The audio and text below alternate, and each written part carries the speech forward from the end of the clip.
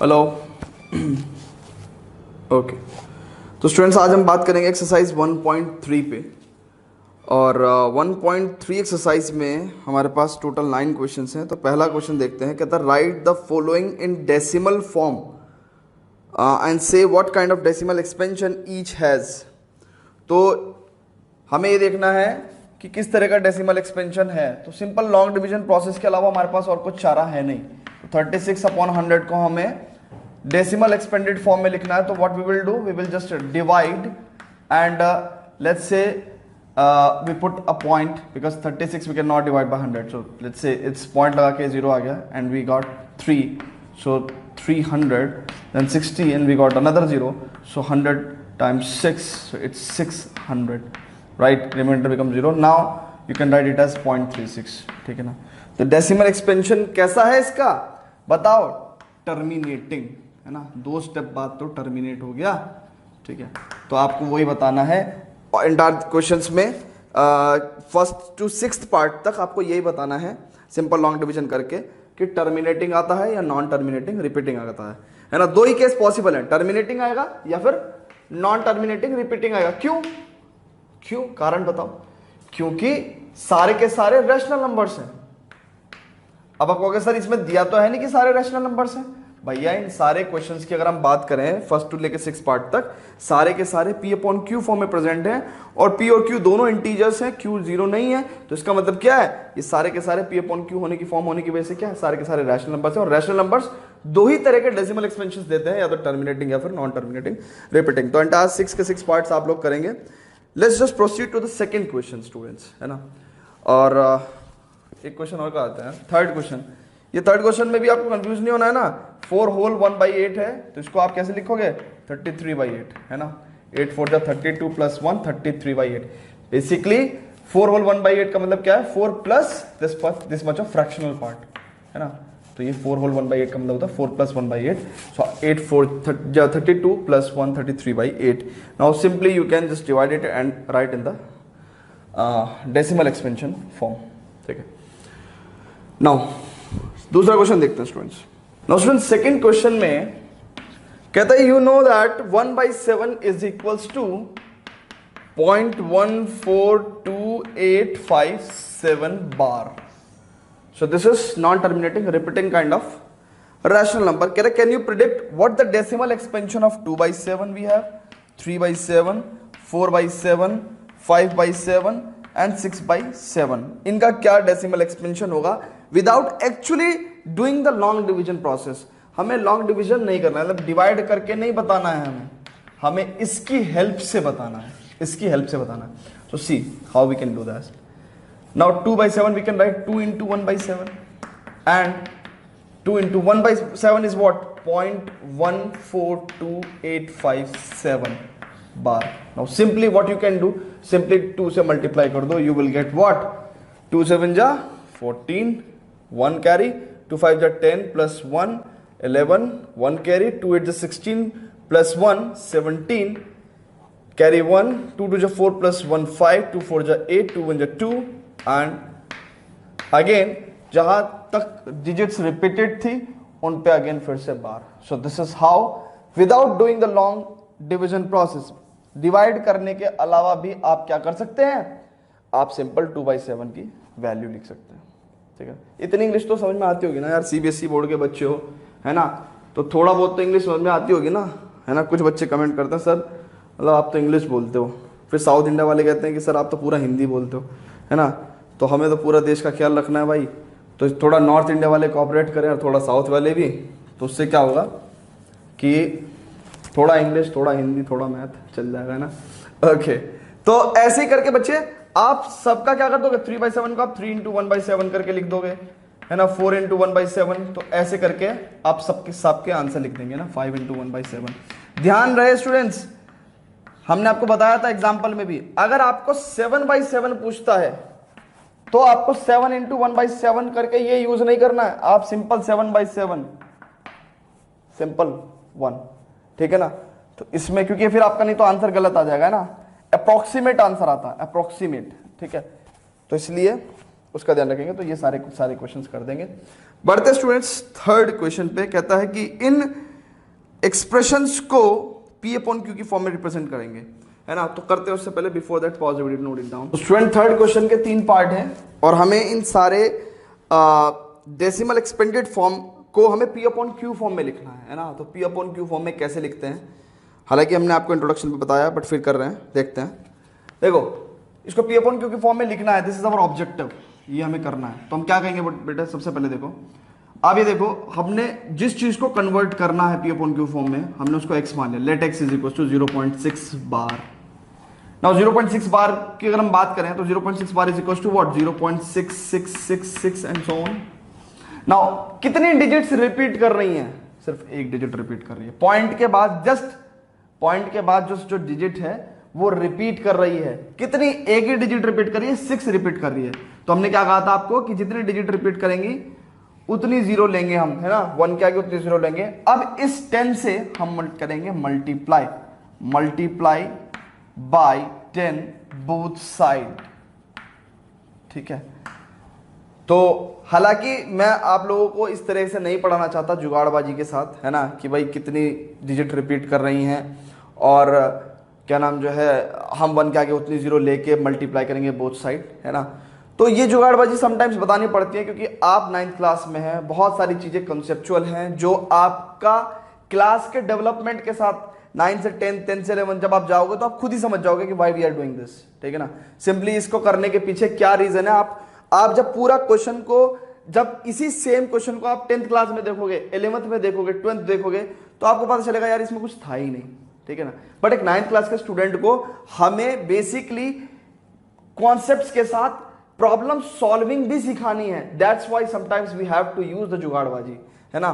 तो multiply by 10 both side, तो क्या होगा 10x is equals to, now this is 6.6666 and so on, ठीक है ना। And we can write 6.666 as 6 plus 0.666 and so on. यानी कि हम कह सकते हैं 10x is equals to 6 plus 0.6 bar. And this is the reason कि हमने इसको 10 से मल्टीप्लाई करता, जिससे कि ये 6 हमने अलग करके और ये पार्ट जो बचा इसको हमने 0.6 बार, एंड नाउ 0.6 बार हमें पता है क्या है, x है। तो 10x is equal to 6 plus x, यानी कि 9x इज इक्वल टू 6 और x is equal to 6 upon 9। That means 6 upon 9 is what, 3 2 just 6, 3 3 9, so 2/3 is the answer. So what we will say कि 0.6 बार को हम क्या लिख सकते हैं, 2/3 की फॉर्म में, that is P upon Q form हमने लिख के दिखा दिया। Next to this students what we have now second question, इसको आप ट्राई करेंगे, है ना, दैट इज 0.47 बार। अब प्रॉब्लम हमने आपको बताया था कि यहां पे इस क्वेश्चन में बेसिकली ये क्वेश्चन ऐसा ही है, बट थोड़ा सा प्रॉब्लम पता क्या है कि यहां पे क्या हो रहा है, यहां पे अगर आप ध्यान से देखें तो बेटे 7 रिपीट नहीं कर रहा है, सिर्फ 7 रिपीट कर रहा है बार बार। तो हमें सिर्फ पॉइंट के बाद रिपीटिंग नंबर्स चाहिए। बहुत ध्यान से सुनो, पॉइंट के बाद सिर्फ रिपीटिंग नंबर्स चाहिए और कुछ नहीं चाहिए। तो पॉइंट के बाद सब रिपीटिंग्स हैं बट 4 नहीं है, 4 को बाहर ले लो, 4 को पॉइंट से पहले ले लो। कैसे लोगे, मल्टीप्लाई बाय 10 करके, है ना, इसमें तो सोचना ही नहीं है ना भाई। 4 को बाहर कैसे लिया जाएगा, मल्टीप्लाई बाय 10। अब 10 को एक साइड मल्टीप्लाई थोड़ी करोगे, बोथ साइड करना पड़ेगा, बोथ साइड, है ना भाई। एक बात तो बताओ, जब 2 लोग बराबर हैं, A बराबर B है ना, तो आप कैसे B को जो है 10 रुपए फालतू दे दोगे 10 टाइम्स, नहीं, इसको दोगे तो इसको भी देना पड़ेगा, तभी तो इक्वलिटी मेंटेन रहेगी, ठीक है। तो इसलिए जो है आपको बराबर लेके चलना है काम, ठीक है। तो multiply by 10 both side, so we have 10x is equal to 4.7 bar, 4.7 bar, और we can say 4.77 dot dot dot. This is equation 1। Now how many digits are repeating, सिर्फ एक डिजिट रिपीट कर रही है, सिर्फ एक डिजिट रिपीट कर रही है, एक डिजिट रिपीट कर रही है, तो कितनी जीरो लेंगे 1 के आगे, एक zero. Multiply by 10 both side, multiply by 10 both side, क्या करेंगे बच्चों, यहां पे 100x हो गया, यहां पे 47.777 डॉट डॉट डॉट, यानी कि 100x इज इक्वल टू 47.7 बार हो गया, ठीक है। 47.7 बार। एंड नाउ इस चीज को मैं कैसे लिख सकता हूं, ध्यान से देखना, 100x is equal to 43 plus 4.7 बार।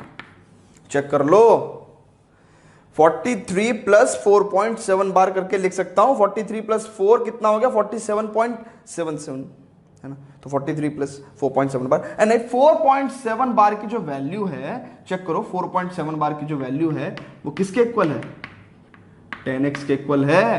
तो 10x रख दिया यहां पे, 43 प्लस 10x।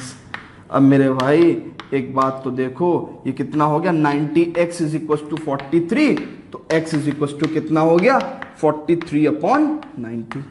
कितना आसान काम है, ठीक है। एक पार्ट और रह गया, उसको भी करेंगे, ठीक है ना। Before that pause the video to note it down. अब ये थर्ड क्वेश्चन है, ध्यान से देखो, इसको P अपॉन Q की फॉर्म में रिप्रेजेंट करना है आपको। तो सबसे पहले हमने क्या देखा, पॉइंट के बाद, जस्ट पॉइंट के बाद ही डिजिट्स रिपीट होना शुरू हो गई हैं। This is what, 0.001 001 001। तो जितनी डिजिट्स रिपीट हो रही हैं 1 के आगे उतनी जीरो लेनी है। तो हमने लिया क्या, 1000। तो उससे पहले का स्टेप, पहले उससे पहले का भी स्टेप पड़ता है ना। तो पहले हम बोलेंगे let x is equal to 0.001 bar. उसके बाद क्या करेंगे, multiply by 1000, multiply by 1000 both side, है ना, both side of this equation, है ना। Let's say this is equation 1। तो both side of this equation 1 we will get 1000x is equals to 1.001 bar. Check कर लो, ठीक है ना, ये तो आएगा ना भाई मेरे, यही आएगा, नहीं आएगा। अब इसको आप लिख सकते हो 1 प्लस 0.001 बार, ठीक है। आपको समझ में आया 1.001 बार कैसे आया, देखो मैं बताता हूं आपको। अगर x इज इक्वल टू 0.001 001 001 001 ये है ना। कुछ बच्चों को माइट भी कंफ्यूजन हो सकता है। जब हमने 1000 से मल्टीप्लाई करी ना, तो ये पॉइंट यहां से हट के यहां चला गया। अब इन जीरो का तो कोई मतलब है नहीं, है ना। तो ये 1.001 001 ये क्या हो गया एक तरह से भाई। अब ये रिपीट करी ना, तो इसको हम क्या लिखेंगे, 1.001 बार। तो इसलिए हमने लिखा। तो बेसिकली अगर आप इसको देखो तो क्या है, 1 plus this much of part, तो 1 plus this much of part, ठीक है ना। अब क्या लिखेंगे यहाँ पे, 1000x is equals to 1 plus 0.001 बार की वैल्यू कितनी है, x। So we will get 999x is equals to 1 and x is equals to 1/999, ठीक है। x is equals to 999, 1/999। तो यानी कि हमने 0.001 को रिप्रेजेंट कर दिया 1/999 की फॉर्म में, that is P upon Q form, where both P and Q are integers, the Q is not is equals to 0. So let's proceed to the next question, students. Before that, please pause the video to note it down. तो students fourth question देखते हैं, कहता point 0.9999 है ना। तो ये 0.9999 dot is equals to P upon Q की form में हमें इसको रिप्रेजेंट करना है। Are you surprised by your answer? With you and your teacher and classmates discuss why the answer makes sense, है ना। सो सुपरबल क्वेश्चन। खैर सबसे पहले we will convert it into the form of P upon Q. So let's say take x is equals to 0.9 bar and we know that कि 1 digit is repeating, तो 1 के आगे 10 लगाएंगे, है ना। जितनी डिजिट रिपीट उतनी 0। So what we will do, multiply by 10, है ना। बार बार वही चीज कर रहे हैं, बोथ साइड। तो कुछ ऐसे क्वेश्चंस मैं बार बार खुद भी करा देता हूं, जिससे कि एक बार में नहीं तो 4 बार में तो बच्चों को समझ में आ ही जाएगा। तो 9.9 बार, ठीक है ना। नाउ 9.9 बार को आप लिख सकते हैं 9 plus 0.9 bar, and let's say this is equation number 2। और अभी कहते नहीं है ना। अब सुनो, 0.9 बार की वैल्यू x है, तो 10x is equal to 9 plus x, है ना। 0.9 बार की वैल्यू x, तो 9 प्लस x, है ना। और you will get 9x is equal to 9, ठीक है, and x is equal to 9/9 and you will get 1। Oh my God, हमें जो आंसर मिला है वो मिला है 1, ठीक है ना। तो कहता है कि are you surprise by your answer, yes. क्योंकि अगर 1x की वैल्यू 1 आई तो how can 1 be equals to 0.99 99। ये हमारे साथ लफड़ा एक बार और हुआ था। कब? जब हमने 7 इंटू 1/7 की मल्टीप्लाई करी थी, जब हमने व्हाट योर कुछ ऐसे करके हमने कुछ ऐसा इंट्रोडक्शन में भी मल्टीप्लाई करी थी, है ना। तो हमने कहा था कि आपका आंसर वैसे तो 1 आना चाहिए, बट अप्रोक्सीमेट फॉर्म में कुछ इस तरीके से आएगा। तो बात तो सही है कि हम सरप्राइज्ड हैं आंसर को लेके कि इसका जो P/Q फॉर्म है वो 1/1 है। दैट मीन्स 0.9999 को हमें इज इक्वल्स टू 1/1 करके लिखना पड़ेगा, और वी कैन से 1 करके लिखना पड़ेगा। But is this true? क्या 1.99 के इक्वल हो सकता है? इक्वल नहीं हो सकता, अप्रोक्सीमेटली इक्वल हो सकता है, ठीक है ना। तो इसलिए हमें क्या करना पड़ेगा, हमें इसी आंसर में बिलीव करना पड़ेगा। सो this is the approximate value of the rational number, ठीक है ना। This is the approximate value of the rational number 0.9999, ठीक है ना। सो अब स्टूडेंट्स आगे बढ़ते हैं। ये था हमारे पास क्वेश्चन, कौन सा क्वेश्चन था? 4th, है ना। Now let's proceed to the 5th question. Before that students please pause the video to note it down. अब स्टूडेंट्स कहते हैं 5th क्वेश्चन में, कहता है what can the maximum number of digits be in the repeating block of digits in the decimal expansion of 1/17, ठीक है। What can the maximum number of digits in the repeating block of digits in the decimal expansion of 1/17? मतलब कहने का ये है, कहता है 1/17 करके अगर हम करेंगे तो हमारे पास कुछ डेसिमल एक्सपेंशन आएगा पॉइंट समथिंग करके, ठीक है ना। और एक पॉइंट के बाद डिजिट्स रिपीट करनी शुरू होंगी या फिर डेसिमल एक्सपेंशन टर्मिनेट हो जाएगा। तो उसने कहा है कि मैक्सिमम नंबर ऑफ डिजिट्स कितनी रिपीट्स हो सकती हैं। तो हमने आपको बताया था कि जो नंबर ऑफ डिजिट्स रिपीटिंग वो हमेशा कम रहेगी किससे? डिवाइजर से। तो यहां पे डिवाइजर कितना है बेटे? 17। तो नंबर ऑफ डिजिट्स रिपीटिंग हमेशा 17 से कम रहेंगी। तो इसका मतलब मैक्सिमम, अब फ्रैक्शन में तो हो नहीं सकती, नंबर ऑफ डिजिट्स है तो इंटीजर्स में ही होंगी।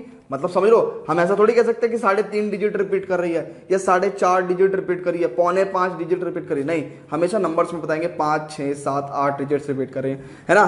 तो नंबर्स ऑफ डिजिट रिपीटिंग तो हमेशा इंटीजर्स होंगी। तो 17 से छोटा इंटीजर कौन सा होगा? 16। तो यानी कि मैक्सिमम नंबर ऑफ डिजिट्स, मैं ये नहीं कह रहा हूं कि एक्चुअल में इतनी रिपीट होंगी, मैं कह रहा हूं maximum number of digits repeating possible digits repeating maximum number of digits repetition possible is 16।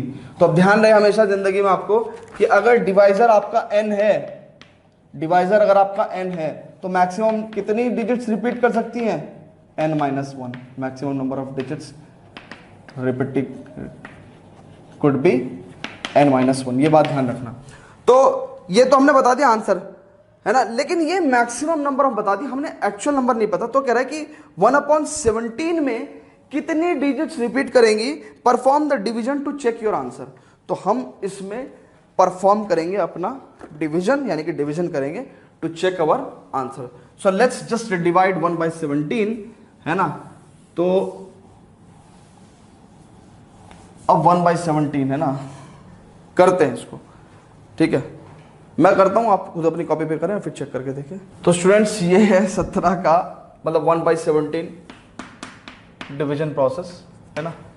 तो हमने पूरा करा, फिर हमने जब देखा कि ये चलता गया और हमें भी पता था क्योंकि 17 डिवाइजर है तो मैक्सिमम कितने डिजिट्स तक जा सकता है क्वेश्चन, है ना, अगर रिपीट होगा तो 16 डिजिट्स तक जा सकता है। n अगर डिवाइजर है तो n-1 तक जा सकता है। तो हमें पता था कि मैक्सिमम 16 डिजिट्स हो सकती हैं क्योंकि ये एक रैशनल नंबर है।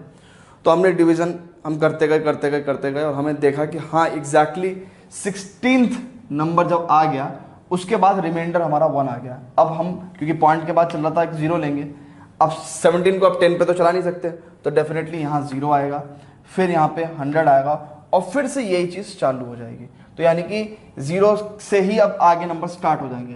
तो इसका मतलब क्या है, हम आगे डिवीजन करते ही नहीं है, ठीक है।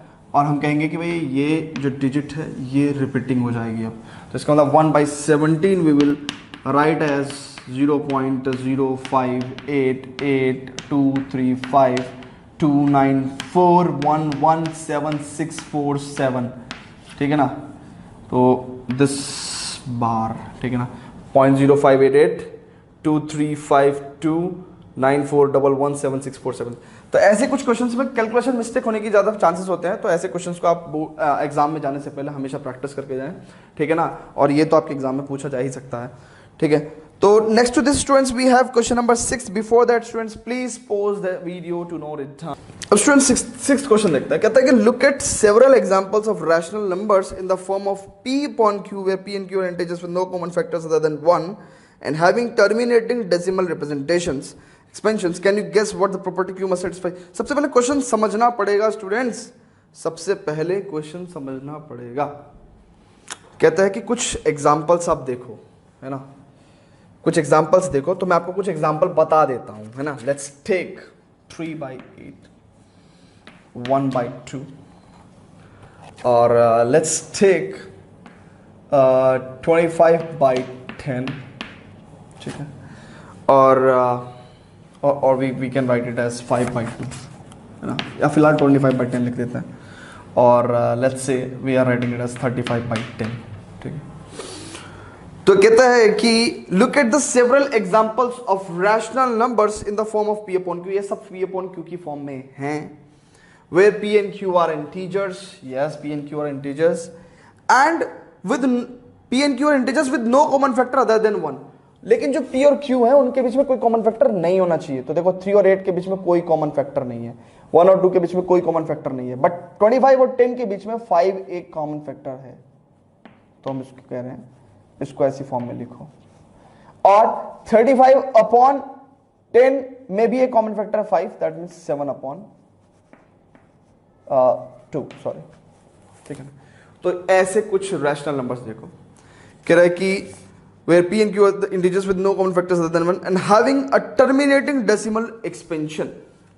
तो इन सब का टर्मिनेटिंग डेसिमल एक्सपेंशन है, टर्मिनल डेसिमल एक्सपेंशन है, ठीक है।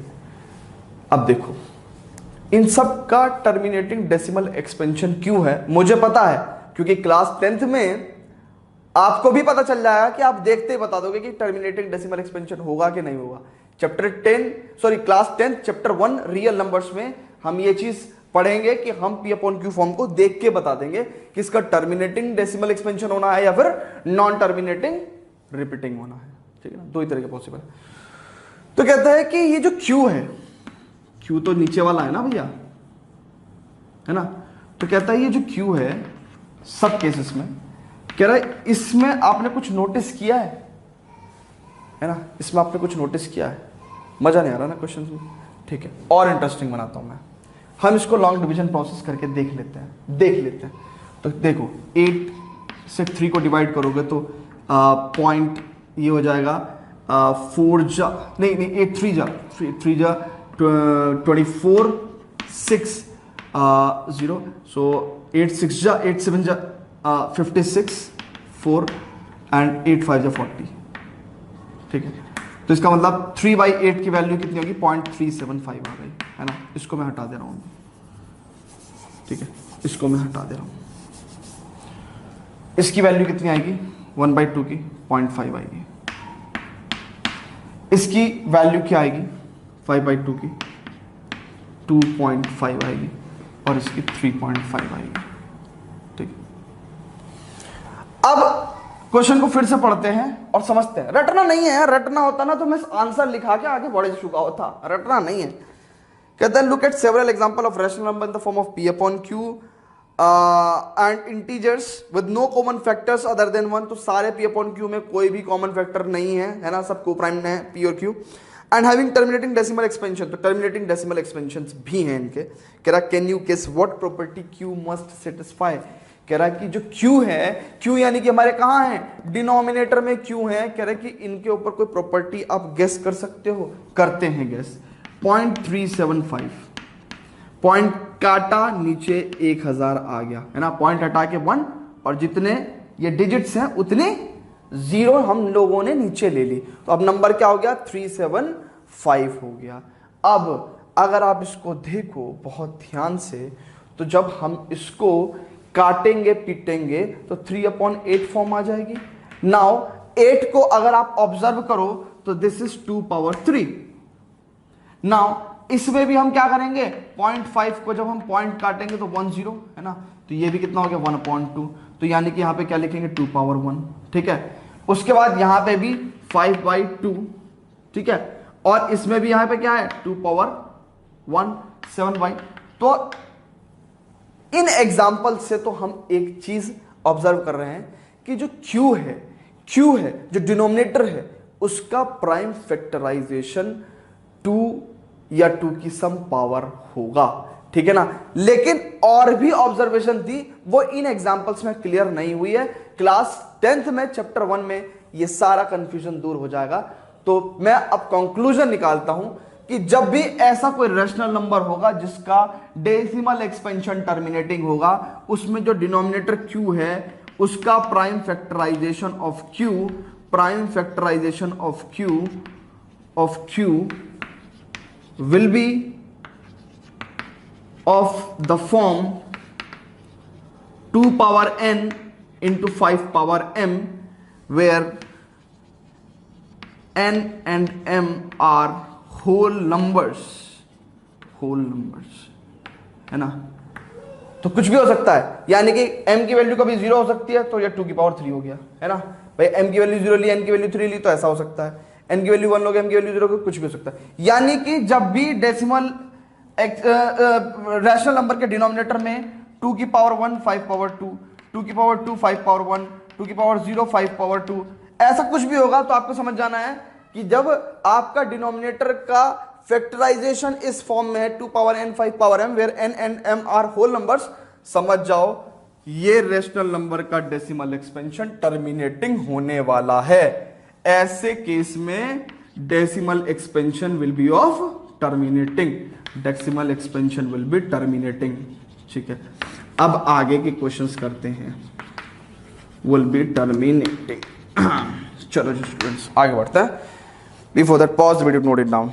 3 more questions in this exercise. Now students, question number 7 देखते हैं, write 3 numbers whose decimal expansions are non terminating non repeating. यानी कि वो सिंपल आपसे क्या कहना चाह रहा है कि 3 इरेशनल नंबर्स बता दो, तो बता दो यार 3 इरेशनल नंबर्स, बताया तो था लिखना, है ना। कुछ भी दिमाग में लो, 0.12 012 00 12 000 12 000 के बाद अभी 4 0, और ऐसे करते रहो। ना तो डिजिट्स टर्मिनेट हो रही हैं, ना ही रिपीट हो रही हैं, हर बार कुछ नया पैटर्न निकल के आ रहा है।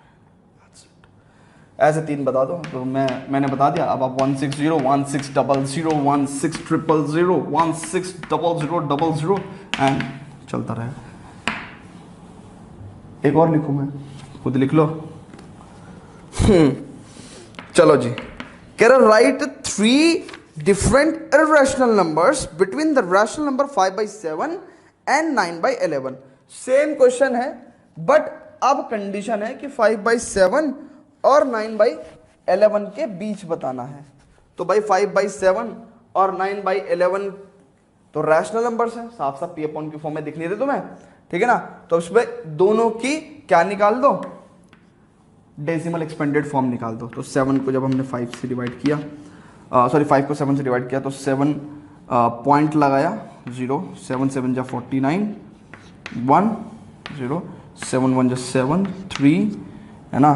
तो ये कितना हो गया, थोड़ा जगह चाहिए यार हमें, है ना।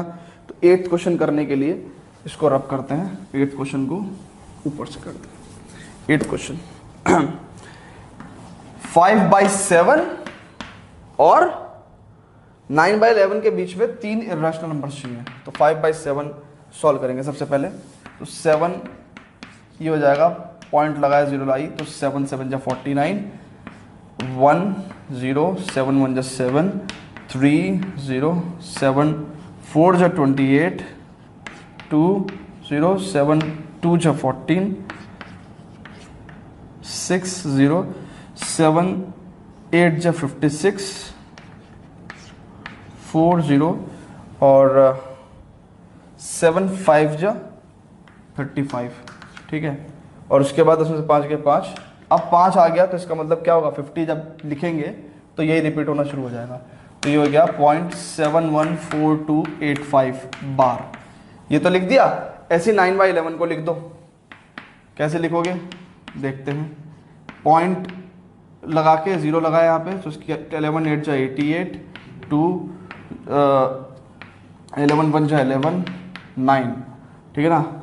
तो अब 9 ही आ गया वापस, ठीक है, तो ऑब्वियसली वो रिपीट कर देगा, तो 0.81 बार, ठीक है। तो 0.71 और 0.81 के बीच में कौन से नंबर आएंगे? मैं ले लूं 0.75, तो 0.75 0 7500 75000 लिखना शुरू कर दो, ठीक है। और उसके बाद 0.760 7600 76000 एंड सो ऑन, है ना। 3 रैशनल नंबर्स लिख दिए हमने, 0.770 7700 77000 एंड सो ऑन।